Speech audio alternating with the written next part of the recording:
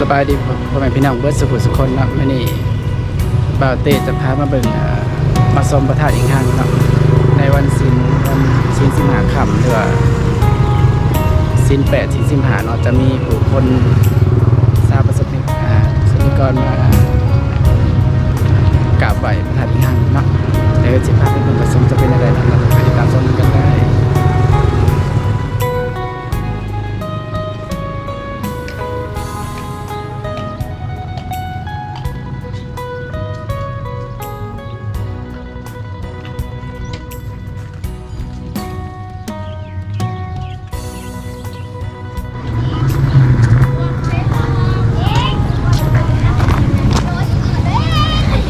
ก็นี่จะเป็นประตูทางเข้า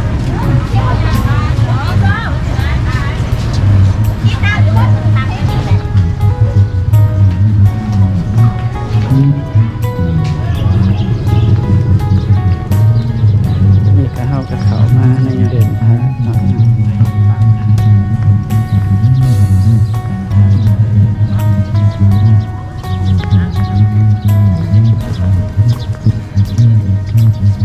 คนก็จะหลากหลายนี่เนาะมากราบไหว้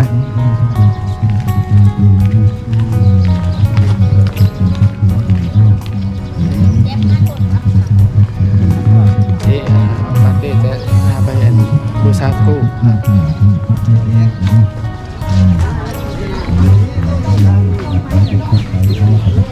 ี่เขาจะมาบูชาครู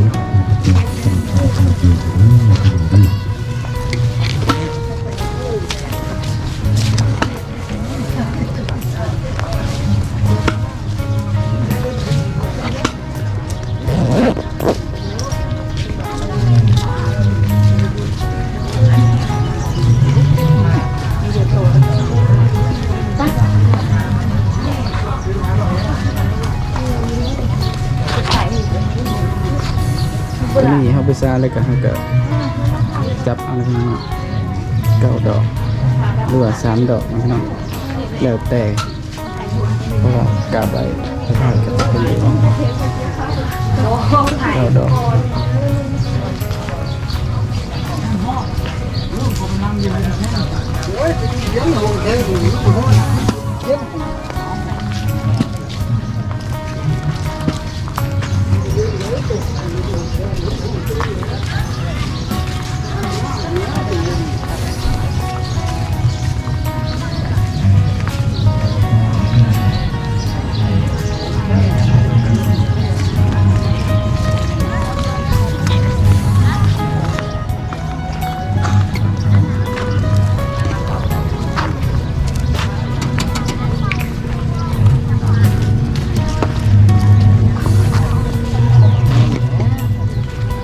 มาจุดธูปนะ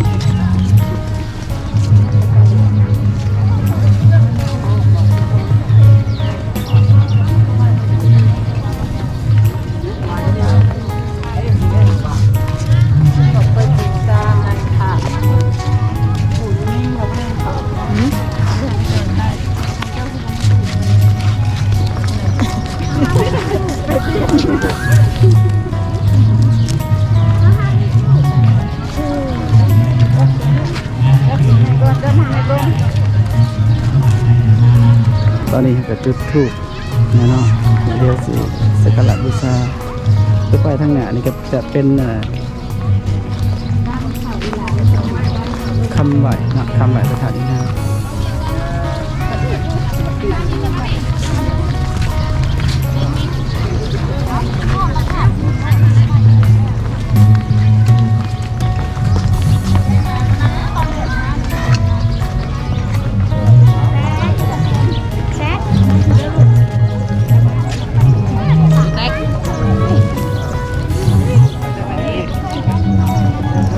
นุ้ยก็ให้กระบอกไปเลย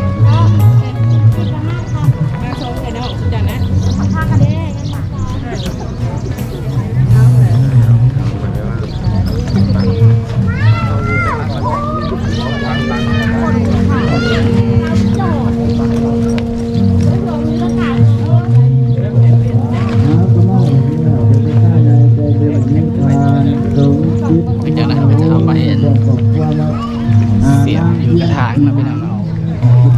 สาธุ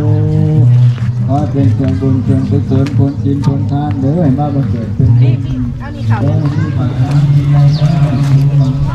ปัญญาที่มาต้องมือเป็นทางที่เราปลอดภัยกายจิตใจการบรรลักรับพลังที่ปลอดภัยบรรดาการระดับแท้กำลังกินเลยละ นี่จะเสียบต้มใส่กระถางนี่พี่น้อง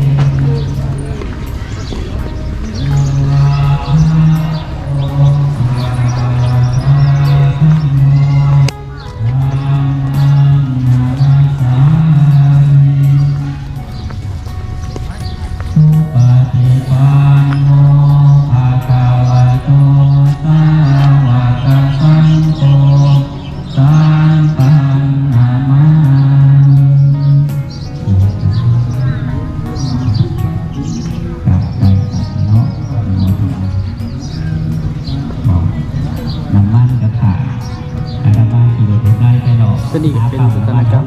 สถาปัตยกรรมตั้งแต่สมัยโบ จะท ราณ ำตามองน้ำมันหมดทุกที่มืดหมดคนใดจน ประวัติคร่า อ ว อก ๆเป็น มาก ระแน่น ตอนไปเติม เด็ก น้ำ มี เข้า พระพุทธเจ้า ด้วยเครื่องระบบมีปัญหาเติมใหม่ก็ได้อาจจะไปเติมหาข่าว เด็กมี พิเศษเป็นในเป็นเปิดภาพขออนุญาตเติมเลย พระพุทธเจ้าเพิ่นมานั่งเนาะพี่น้องมานั่งในต้นหัง ต้นหังที่อยู่ในที่เป็นก่อองค์พระธาตุกวมเมียนนะก็เลยใส่สื่อว่าพระธาตุอิงหัง ขอให้ผู้ใดมีรถมีล่าเตรียมเติมทางไปเด้อเวลาอยากไปอยาก เป็นเดินพี่น้อง อันนี้เป็นมามาไหว้พระเนาะในยามวันศีล ได้มีดอกไม้ เป็นสุดขาวห่มขาวเนาะมาไหว้พระ ไหว้พระวันศีล ยังซื้อกับเจ็ดคืนยังเจ็ดคืนเอาใจล้างไว้เจ็ดเจ็ดเจ็ดตา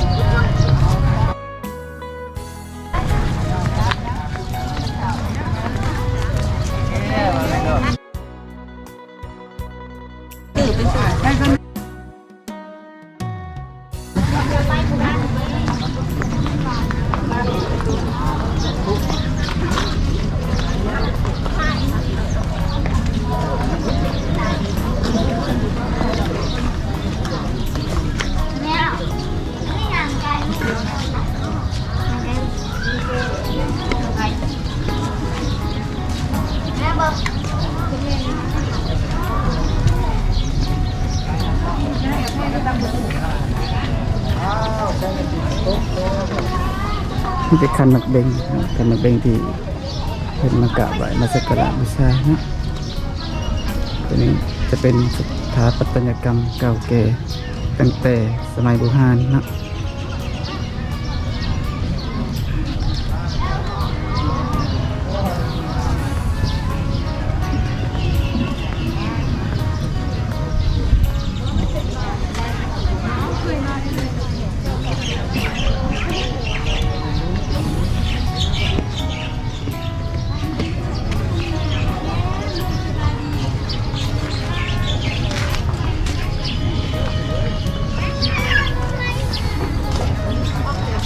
ไปเอาซาตัวเองได้เลยผม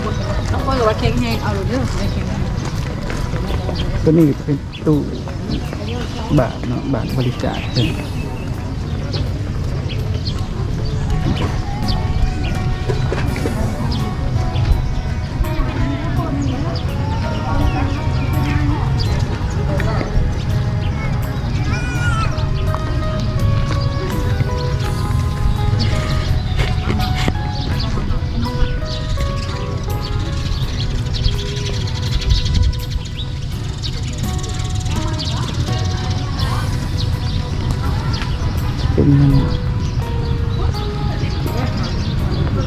อ่อมพระธาตุเนาะข้างในนี่สามารถเข้าได้นะพี่น้องเฉพาะผู้ชายเนาะผู้หญิงจะเข้าบ่ได้เพิ่นบ่อนุญาตให้เข้า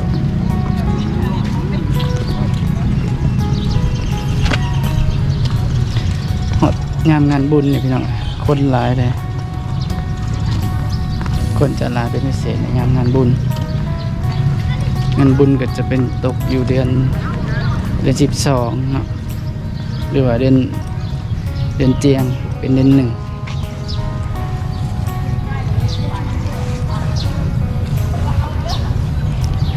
ผู้คนก็จะหลากหลายเนาะมามีฝั่งไทยเวียดเนาะมาขายเครื่องในงานบุญฮอดงานแบบวันศีลวันนี้กับคนก็จะหลายแน่เนาะแต่ว่าจะบหลายสำงานบุญเนาะ